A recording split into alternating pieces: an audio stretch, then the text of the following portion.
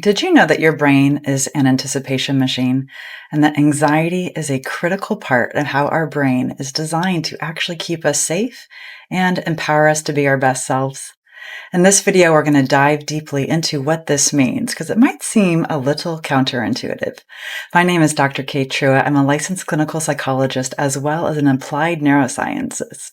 That means that I take the nuances of neuroscience and put it into our own hands to create new healing opportunities. Because when we understand how our brain works, we are empowered to actually put the underlying neurobiology of our mind-body system to use. Anxiety is one of those prolific experiences that every human has because it's designed to keep us alive. Our brain is learning every moment of every day how to be its best self for us. And anxiety plays an important role in that opportunity. Because when our brain knows what to do next, it knows it can take a step to keep us safe.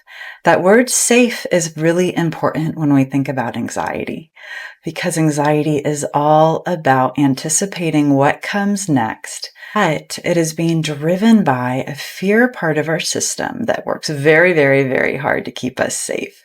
This little brain part is called the amygdala. We lovingly call her Amy, the amygdala, and she is our fiercest warrior protector.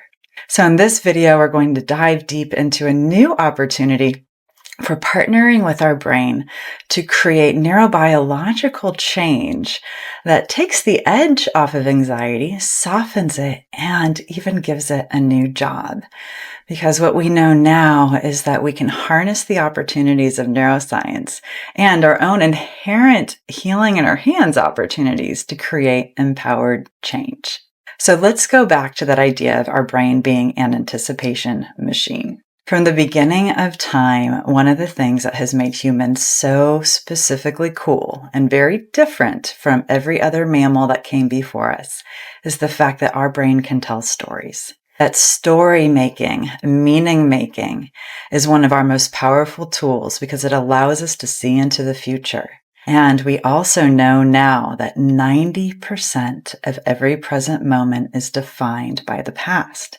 That means that our brain is looking over our shoulder to what has happened back there to make sense of what's going to happen next. And if you're like every other human out there, you've had some difficult things happen in your life. You've learned some tough lessons. And a lot of times those lessons become something that are very, very powerful. But when something big enough, painful enough, or scary enough happens, our brain remembers it, and our friend Amy, the amygdala, prioritizes it. So much so that those other learnings, those survival-focused, difficult moments can become the guiding force for how we're thinking about the world. Fun fact about Amy the amygdala, she is 4 times faster than the blink of an eye.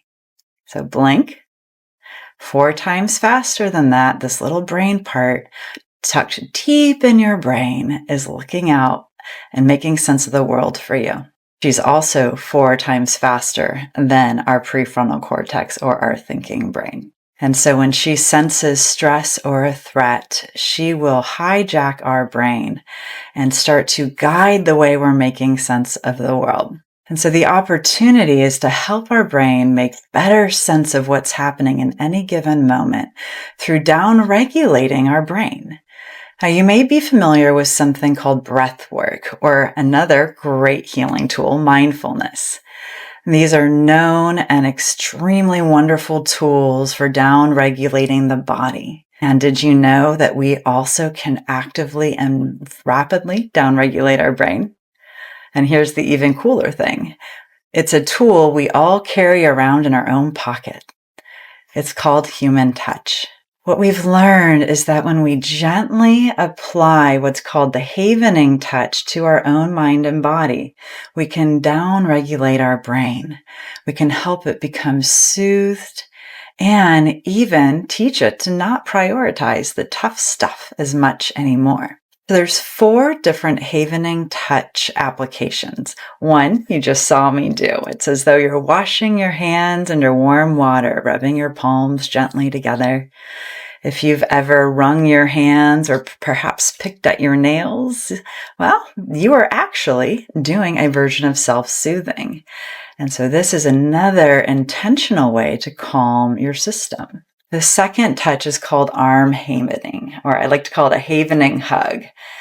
Tap your fingertips on your shoulders and then move your hands gently down your arms and repeat that motion slowly and gently for as long as it takes to do the next step that we're going to do.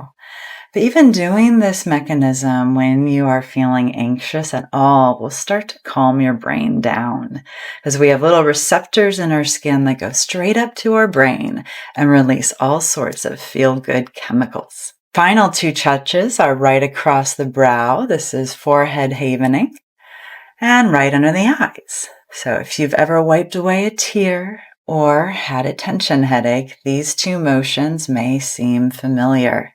We are hardwired to soothe our brain in moments of difficulty, and those are the tools you're learning right now. As we're applying the havening touch, we can give our brain a different job so that our friend Amy, the amygdala, isn't telling anxious stories, isn't narrating worst-case scenarios. The way we do that is very simple. We can play some brain games, sing some songs, hum some tunes, even imagine that you're playing your favorite sport. So let me give you an example. If you've ever bounced a basketball or hit a tennis ball, maybe played a round of volleyball, pick your favorite. I'll invite you to imagine that you are interacting with the ball 5 times. So imagine bouncing a basketball 5 times in your mind's eye. Notice the weight of the ball in your hands, the color of it, the texture, maybe even a smell, and hear the sound of the ball as it leaves your hand and goes to the ground and comes back up. It feels like you're doing it, right? Well, that's a distraction. And it's hard to think about hard, scary things or anxiety-producing things when our brain is distracted. Now, here's the bonus.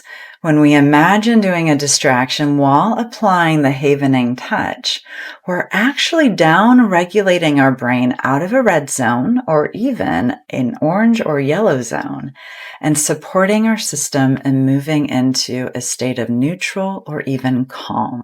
So we can help our brain out. We can wrap a warm, fuzzy blanket around it to help it be soothed and to regain our internal balance in any moment. We can incorporate any mindfulness games that you're already using as wonderful distractions.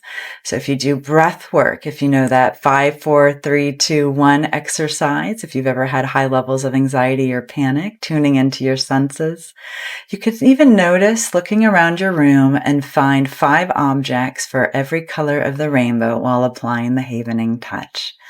This is a warm, fuzzy blanket for your amygdala that will calm her down and allow you to come back into your best state of being and to move into the future in your preferred way.